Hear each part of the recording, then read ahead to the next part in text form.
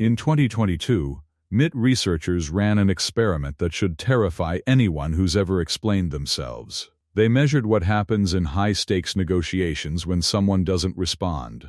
Just silence. What they found was statistically significant. 3 seconds of silence was more likely to cause a breakthrough than any words spoken in the entire conversation. 3 seconds. But here's the part that made me rewrite everything I thought I knew. They also discovered a boundary condition. Silence only worked for people who already had status. For everyone else, it backfired. Which means everything I'm about to teach you is useless, dangerous even, unless you understand one thing first. The reason you feel the urge to defend yourself isn't logic. It isn't maturity. It's a neurological trauma response you learned before you were 6 years old. And until you see it for what it is, you will keep handing your enemies the key to your house. Today, we're going to do something uncomfortable. I'm going to show you the exact childhood moment that programmed you to explain yourself. Then I'll show you how to override it with a strategy that triggers physical pain in your attacker's brain, without saying a single word. But before I give you the weapon, you need to understand why your brain is fighting against you in the first place. And it starts with something that happened to you before you could even form memories. Here's what nobody talks about. You weren't born this way. Watch any toddler. They don't explain themselves. They want something, they reach for it. They're told no. They cry or move on. They don't sit there crafting a PowerPoint presentation on why their emotional needs are valid. But somewhere between age 3 and 6, something happened. Maybe it was a parent who only stopped being angry when you gave them enough words. Maybe it was a teacher who demanded you explain yourself every time you made a mistake. Maybe it was a sibling who mocked you until you learned to preemptively justify every choice. Whatever it was, your brain learned a survival equation. Words equals safety. Silence equals punishment. This isn't a character flaw. It's a conditioned response Harvard researchers call cognitive overcompensation. You're not explaining yourself to communicate. You're explaining yourself to survive, to escape, to make the scary thing stop. And here's the brutal truth. It worked. In childhood, with caregivers who had power over you, explaining probably did save you. It calmed the storm. It bought you peace. Your brain tagged this behavior as essential for survival and filed it under to do this forever. The problem? You're not 6 anymore. But your nervous system doesn't know that. The real enemy isn't the person attacking you. It's the 6-year-old inside you who's still convinced that if you just find the right words, if you just explain clearly enough, the scary adult will finally understand and stop hurting you. Every time you over-explain to your boss, your partner, your critic, you're not having an adult conversation. You're performing a childhood ritual. You're begging for permission to exist from someone who was never going to give it. I tried explaining and became smaller. Of course you did. Because every explanation was a confession. Every justification was a surrender. Every word you spoke told the attacker you're right to question me. I need your approval to feel okay. The corporate world didn't kill your confidence. It exploited a wound you already had. Every performance review, every let me explain my reasoning, every email that started with just to clarify. These weren't professional communications. They were trauma responses dressed in business casual. So the explanation doesn't work if it actively makes you weaker. What does everyone tell you to do instead? Stay silent. Just don't respond. Walk away. And for years I believed this was the answer. Until I discovered why just staying silent is actually the worst advice you can give to most people. Every self-improvement video will tell you don't explain yourself. Your silence is your power. Let them wonder. And they're not entirely wrong. Silence is incredibly powerful. But here's what they leave out. The MIT researchers found something everyone conveniently ignores. Silence only worked for people who already had status. When a high-status person goes silent, observers interpret that silence as strategic, as wisdom, as they're above this. But when a low-status person goes silent, the room fills that void with suspicion, with assumptions. What are they hiding? This is the trap. If you're not already the most powerful person in the room, if you're the employee, not the CEO, the new partner, not the established one, the accused, not the accuser, your silence doesn't read as power, it reads as guilt. So you stay silent, and things get worse, because they're not interpreting your silence as I don't need to justify myself. They're interpreting it as I can't justify myself. Maybe you've heard of gray rocking. You become boring, unresponsive. You give them nothing to react to. And in theory, this works. Narcissists and manipulators feed on your emotional reactions, so if you starve them, they'll eventually leave you alone. But here's the catch. Gray rocking requires you to suppress your nervous system's screaming demand to defend yourself. Your limbic system, the ancient part of your brain responsible for survival, is flooding you with cortisol, with adrenaline, with the overwhelming urge to fight back or explain or escape. And you're supposed to just override that? Sit there, stone-faced, while your body is in full panic mode? Most people can't do this. They white-knuckle through a few interactions, then explode. Or they gray rock successfully but carry the unexpressed rage home, where it poisons their relationships and their health. Suppression isn't mastery. It's a pressure cooker without a release valve. But here's what nobody tells you. Here's the part that changes everything. In 2011, researchers at NI published neuroimaging studies on social exclusion. They wanted to know what happens in the brain when someone gives you the silent treatment. What they found should be classified as a weapon. When you stay silent, when you refuse to engage with an attacker, you're not just ignoring them. You're activating their dorsal anterior cingulate cortex, the DACC. This is the same region of the brain that processes physical pain. Let me say that again. Silence triggers the same neural pathways as being physically struck. You're not ignoring them. You're causing a neurological injury. Their brain literally cannot tell the difference between your silence and a punch to the face. This is why silence feels so cruel. This is why people rage when you won't engage. You're not annoying them. You're hurting them. Silence isn't just a power move.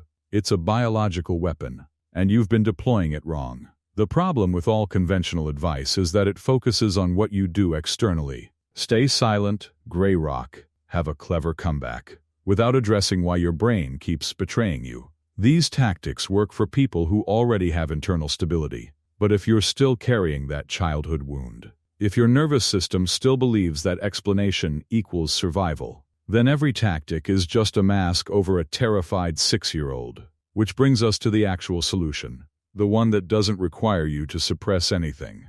The one that makes silence feel natural instead of excruciating. The real Machiavellian trick isn't learning to stay silent. It's becoming the kind of person whose silence means something. And that transformation starts with a psychological concept Machiavelli never named but used constantly. Machiavelli wrote that men in general are much affected by what a thing appears to be as by what it is. In other words, people don't respond to your truth.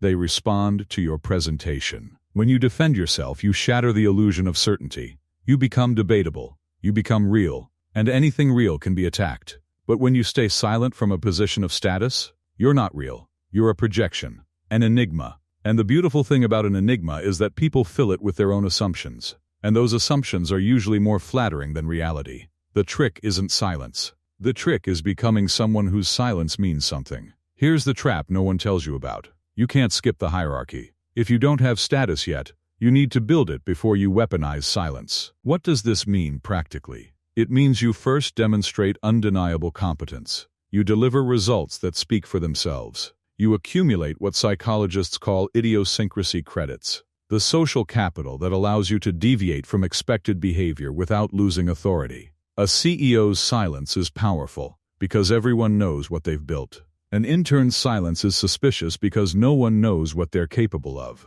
The difference isn't the silence, it's what came before it. So if you're in a low-status position right now, your first move isn't tactical silence. Your first move is becoming so valuable, so demonstrably competent, that your opinion carries weight whether you voice it or not. Then, and only then, does your silence become a weapon instead of a liability. But here's the deeper mechanism. Every time you successfully explained yourself to avoid conflict, you trained your brain to need permission to exist. Behavioral psychology calls this the justification loop. It works like this. You're accused. Your cortisol spikes. You explain yourself. They accept your explanation. Your cortisol drops. Relief floods your system. Your brain tags this sequence as survival. Explanation led to safety. Do this again. Do this forever. But here's what you missed. The relief wasn't because they understood you. The relief was because you escaped the discomfort of standing alone. Each successful defense made you more dependent on external validation, more desperate for permission. more terrified of the silence. The cage isn't the accusation. The cage is the relief you feel when they finally understand. Jung called this shadow work. The reason accusations hurt is because they touch something unintegrated in you. If someone calls you selfish and it stings, it's because some part of you worries you might be selfish. If someone calls you incompetent and you spiral, it's because you haven't fully accepted your own limitations. The person who has made contact with their shadow, who has accepted their capacity for selfishness, for incompetence, for all the dark things, can hear any accusation without flinching, because they've already had that conversation with themselves. There's nothing for the attack to hook onto. This is why self-acceptance is the ultimate power move. Not self-improvement, not becoming perfect. Self-acceptance, knowing exactly what you are, including the parts you don't like, and choosing to exist anyway. When you've done this internal work, silence isn't something you force. It becomes natural. You don't respond because you don't need to. You don't explain because your existence doesn't require permission. Understanding this changes everything. But understanding isn't the same as doing. So let me give you the exact protocol for the next 7 days. One that accounts for status, for risk, and for the specific situations where this will absolutely backfire. Here's your protocol for the next 7 days. It's tiring, because context matters, and anyone who tells you otherwise is setting you up to fail. Days 1 and 2. Practice with people who don't matter. The barista gives you the wrong order. The acquaintance makes a slightly dismissive comment. A stranger has a snide remark. These are your training grounds. When you feel the urge to explain, to justify, to correct, don't. Just let it hang. Notice how uncomfortable you feel. Notice how your body screams at you to fill the silence. And do nothing. Your goal isn't to win these interactions. Your goal is to feel the discomfort of not explaining, and survive it. To teach your nervous system that silence doesn't kill you. Days 3 and 4. Escalate to people who matter slightly more. Coworkers, acquaintances at the gym, extended family. When someone questions a choice you made, what you're eating, what project you prioritized, why you didn't respond to something, pause. 3 full seconds. Then either say nothing, or offer the shortest possible response that doesn't justify. That's what I chose. Watch their reaction. Notice how they fill the void you created. Notice what assumptions they project into your silence. This is the data that will change how you see every interaction. Days 5 through 7. For high-stakes relationships, your boss, your partner, your closest family, don't change your behavior yet. Just observe. When you feel attacked, when you feel the urge to explain, don't act on it. But don't suppress it either. Just notice. There it is. The 6-year-old. Asking for permission to exist. This is shadow work in real time. You're not trying to be silent. You're trying to see the wound that makes silence impossible. And here's what most videos won't tell you. There are situations where this absolutely should not be used. Legal proceedings? Don't say anything, but get a lawyer. Your silence isn't strategic there. It's your constitutional right, and you need professional protection. Sincere relationship conflicts where repair is actually possible? Using strategic silence will destroy trust. If someone who loves you is genuinely hurt and reaching out, not attacking, but reaching, your silence will feel like cruelty. Learn to tell the difference between manipulation and miscommunication. This is for manipulation. For attacks, meant to control you, not understand you. For people who aren't asking questions. They're making accusations dressed up as questions. Here's the truth nobody wants to hear. Most people will never do this work. They'll watch this, nod along, and the next time someone questions them, they'll launch into a 10-minute defense of their life choices. Because defense feels safe. It's the devil you know. The thought of standing in silence while someone misunderstands you, while they fill your silence with the worst possible interpretation. It is unbearable for most nervous systems, but that's exactly why it works. Silence is rare. Silence is expensive.